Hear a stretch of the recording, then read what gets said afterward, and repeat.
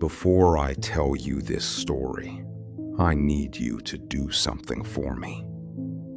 The next time you see a dandelion, don't touch it. Don't blow the seeds. Don't pull it from the ground. Just walk away. Trust me. By the time you finish listening to what happened to Sofía, you'll understand why. This account was shared with me by a woman who reached out after seeing a similar story on this channel. She asked me not to use her last name. She didn't want them to find her any more easily than they already have. What follows is her story, told as closely to her own words as I can manage. Sofía had always been close to her grandfather, Manuel. He was the kind of man who smelled like cedar wood and old books, who kept a garden full of marigolds and herbs, and who could silence a room just by walking into it. He was not a superstitious man. That's what made what happened so terrifying. He had been sick for 3 months when Sofía drove up to spend his final days with him. His lungs were failing. The doctors had said weeks, but his body had other plans. Stubborn to the end, just like the man himself. She slept on a cot beside his hospital bed in the spare room of the family home, listening to the oxygen machine hiss and tick through the long, dark hours of the night. On what turned out to be his last night, he woke her at around 2 a.m., gripping her wrist with more strength than a dying man should have had. His eyes were wide and strangely clear, more lucid than they'd been in days. Sofía, he said. His voice was barely a whisper, but every word was precise. when I'm gone, you'll find a dandelion on your path. That's just me. That's me saying goodbye. But if you see 3 together... He paused to catch his breath. Close your eyes, pray. Something will have gone wrong. Something will have followed me back. She didn't know what to say. She assumed it was the medication talking, or the fever, or simply a dying man's mind slipping between worlds. She squeezed his hand and told him to rest. He held her gaze for a long moment, as if checking to make sure she understood. And then he let go. He died at 4:47 that morning. The room smelled like rain, though the windows were closed. The funeral was held 3 days later, on a gray Tuesday. The kind of day that feels like the world itself is grieving. Colorless, still. The sky a flat sheet of cloud from horizon to horizon. The service was at the cemetery, where Manuel's parents and grandparents were also buried. It was an old place, full of iron gates and tilting headstones. The kind of cemetery that looks exactly the way a cemetery is supposed to look. Sofía had always found it peaceful before. She didn't find it peaceful that day.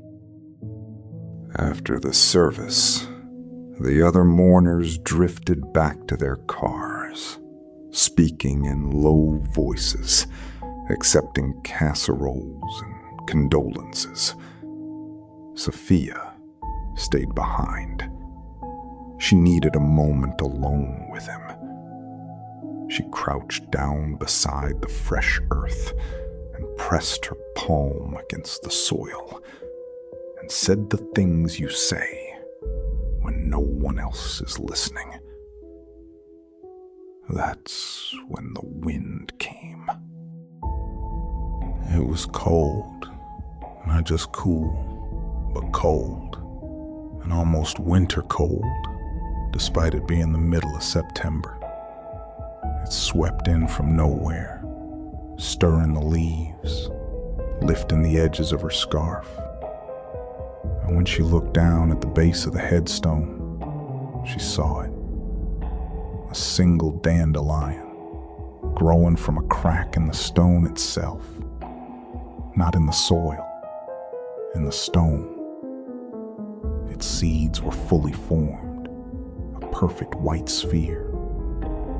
And as the wind moved through the cemetery, the seeds glowed, not like sunlight catching them, like they had their own light. It's him. She thought immediately. A tear ran down her cheek. She felt a brief, sharp wave of relief. The kind you feel when you think maybe death isn't the end of everything. She reached out and touched the stem. The seeds scattered.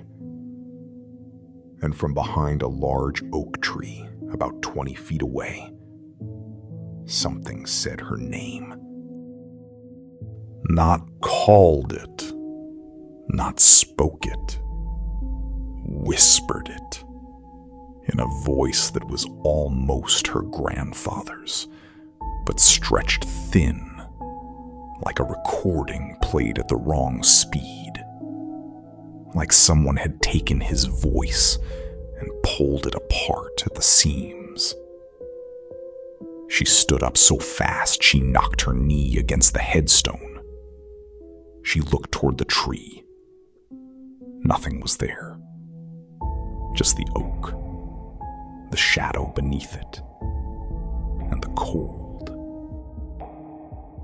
She told herself it was grief. She told herself the mind plays tricks at funerals. She walked back to her car with her keys gripped so tightly in her hand that the teeth left marks in her palm. She didn't look back. But she had the distinct and awful feeling that something watched her go. 3 nights later, at 2:14 in the morning, the same hour he had grabbed her wrist and warned her, Sofia's phone rang. She was a light sleeper, always had been. The ring pulled her immediately out of a dream she couldn't remember, and she grabbed the phone from her nightstand, more out of reflex than thought. The room was dark. The ringtone was wrong. Old and mechanical, like a rotary phone. Nothing like the sound her phone normally made. The screen read, "Unknown caller." She answered. Silence. And then, breathing. Slow. Ragged. Labored. The breathing of someone who found each breath a terrible effort. The breathing of a man whose lungs were failing. "Hello?" she said. Her voice sounded very small in the dark room. The breathing continued for another few seconds, and then the voice came. Distorted, layered, like multiple voices poorly synchronized into one. Sofía, you shouldn't have pulled it out. She hung up. Her hands were shaking so badly she almost dropped the phone. She sat there in the dark for a long time, breathing, telling herself it was a wrong number, a prank, a terrible coincidence. And then, because she had to know, she opened her call log. The call was listed there. Duration, 23 seconds. And the number it had come from was her grandfather's. His landline. The number that, according to the phone company, had been disconnected 2 weeks before his death. She didn't sleep again that night. She lay in the dark with the lights on and every lamp in the house blazing, listening to the silence, waiting for the phone to ring again. It didn't, but something creaked in the hallway outside her bedroom door. Slow, deliberate, like the footsteps of someone who wanted to be heard. The next day, Sofía went out to get groceries. She told herself she needed to return to normal life. She told herself she needed to stop letting her grief take these dark shapes in her mind. She told herself a lot of things that she didn't quite believe. It was a 20-minute walk to the market. She'd done it hundreds of times. She knew every crack in the sidewalk, every overgrown hedge, every house with the dog that barked too much. She was halfway there when she stopped walking. In the middle of the path ahead of her, not to one side, not partially on the grass, but directly in the center of the walkway, were 3 dandelions, growing from the asphalt itself, the way dandelions sometimes push up through the smallest fractures. They were aligned in a perfect row, evenly spaced, their stems twisted in a way that Sofía later described as like bony fingers curling upward from underground. She remembered her grandfather's words instantly and completely, with a clarity that felt like cold water poured directly into her skull. Close your eyes. Pray. Something will have gone wrong. She closed her eyes. She pressed her hands together, and she prayed. Not the formal prayers of Sunday Mass, but the real kind. The desperate kind.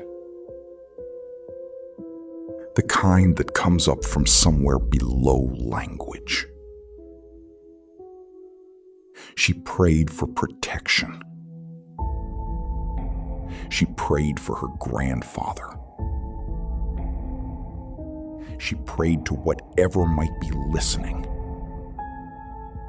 that was still good. When she opened her eyes, the dandelions were still there. But they were closer. Not by much, maybe a meter. But she had watched them. Her eyes had been closed for perhaps 30 seconds. The dandelions were rooted in asphalt. They should not have been able to move at all. She ran. She didn't stop running until she was inside her apartment, with the door locked behind her, the deadbolt thrown, the chain on. She stood in her hallway with her back against the door, chest heaving, and waited for her heartbeat to slow. It took a long time. That night, she dreamed of her grandfather. At first, it seemed like a comfort dream, the kind your mind assembles from love and longing, where the dead come back and things are almost normal. He was in his garden, the one behind the house where he'd lived for 40 years. kneeling between rows of marigolds in the golden afternoon light. She called to him, and he turned around. His face was pale. Not sick pale, not tired pale, but the pale of something that has been kept in the dark for a long time. And his eyes were completely black. No iris, no white. Just two black voids where his eyes used to be. Sofía. When he spoke, it wasn't one voice. It was a dozen voices, stacked on top of each other. Some of them familiar, some of them not. All of them using her grandfather's mouth. They made me give you the message. She tried to back away in the dream, but her feet wouldn't move. This is the part, she told me, that she still cannot talk about without shaking. The dandelions weren't mine. The thing wearing her grandfather's face continued. Its expression didn't change. It just stared at her with those black eyes. They were markers. They were how something finds you. And Sofía. It paused. The air in the dream turned thick and heavy. The smell of something rotting, something old. You touched the first one. You let the seeds out. She woke up screaming. The bedroom was freezing. Her breath came in clouds. The clock on her phone read 4:47 a.m. The exact time her grandfather had died. She couldn't get back to sleep. She sat on the edge of her bed until the light outside began to gray into dawn, and then she got up and went to the bathroom to wash her face. She needed cold water. She needed to feel ordinary and solid and real. She turned on the bathroom light. On the mirror, written in what looked like misted condensation, the kind of fog that builds on glass, were 4 words. We know where you are. The letters were neat and deliberate, almost printed. The work of something that wanted to be clearly understood. The mirror wasn't fogged anywhere else, only in the letters themselves, as if the condensation had been placed there with precision. She didn't move for a very long time. Then, slowly, she raised her hand and wiped the mirror clean. She watched the letters smear and dissolve. She washed her face with cold water. She got dressed. She called her sister and asked if she could come stay for a while. She didn't explain why. She hasn't lived alone since. I want to be careful here, because what Sofía described in the weeks and months that followed is harder to explain than the incidents I've already told you. The first events had a certain terrible clarity to them. A phone call, a dream, words on a mirror. What came next was more like a slow erosion, a wearing down. She began seeing them at dusk. At first, she thought they were neighbors, or strangers cutting through the yard, or simply the tricks of fading light. But they kept appearing, and they kept being wrong in ways that were difficult to articulate. Too still, standing just at the tree line, or at the edge of a parking lot, or in the shadows between streetlights. Pale. Pale the way her grandfather's face had been pale in the dream. Each of them holding something. A bundle, wilted and gray-white, drooping from their hands. Dandelions. Withered dandelions. The seeds long gone. She began keeping records, dates, times, locations, descriptions. She filled 3 notebooks. She showed them to her sister, who believed her without question, and to a priest, who prayed with her and gave her a medal of Saint Benedict and told her to keep it near.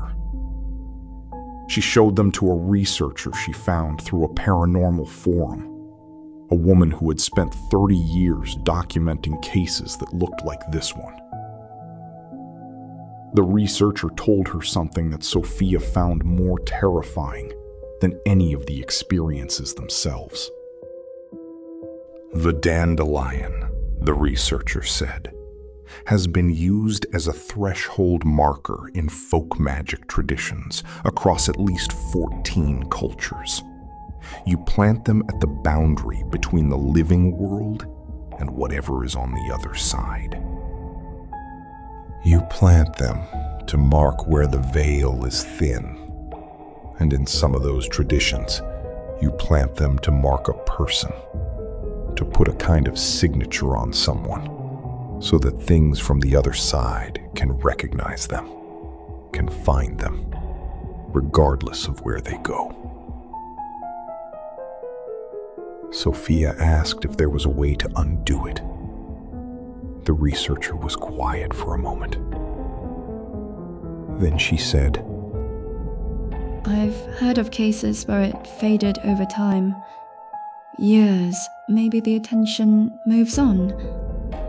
Maybe they get bored, or they find someone else. Or maybe whatever door was opened closes again on its own. I can't promise you anything, but I've also never heard of a case where it got worse after the first year.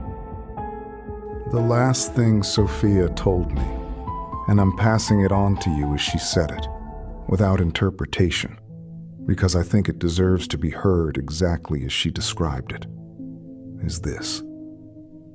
Every evening at dusk, if she looks out her window, she sees them.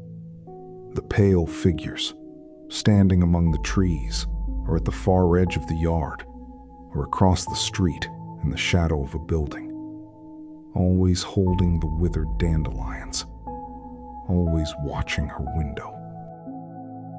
She has learned to look quickly and then look away. She has learned not to count them. But the worst part, the part she struggled most to say out loud, is this. They are never the same faces. Every evening, new faces. Dozens of them by now, if you added them all up. She doesn't recognize most of them. Strangers. People she has never met. But sometimes, not often, but sometimes, she recognizes one. Sometimes standing at the tree line with a bundle of dead dandelions in his hands and 2 black voids where his eyes used to be, she sees her grandfather. And she can never tell when she sees him there, whether he is one of them now or whether he is still trying to warn her. Sofía reached out to me because she wanted her story documented. She said, and I'm quoting her here, "I don't know what it is, I don't know if it's something my grandfather accidentally stirred up, or something that was already looking for a door and used his death to find one. I just know that I touched the dandelion. I let the seeds out. And now they know my face. She said she doesn't blame her grandfather. She thinks his warning was genuine, that whatever came through used his voice and his form, but that the warning itself came from him, from somewhere real. She holds on to that. I don't know what to make of this story.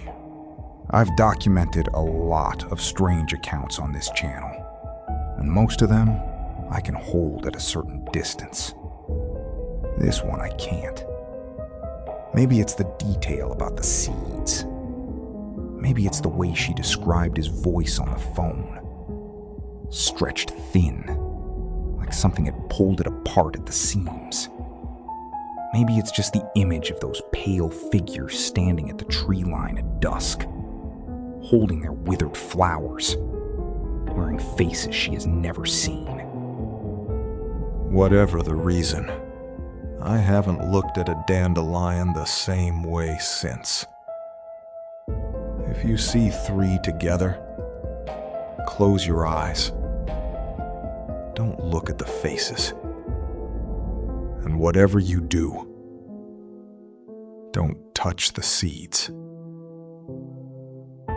If you've had an experience that sounds like this one, you know how to reach me. I read everything. Stay safe out there.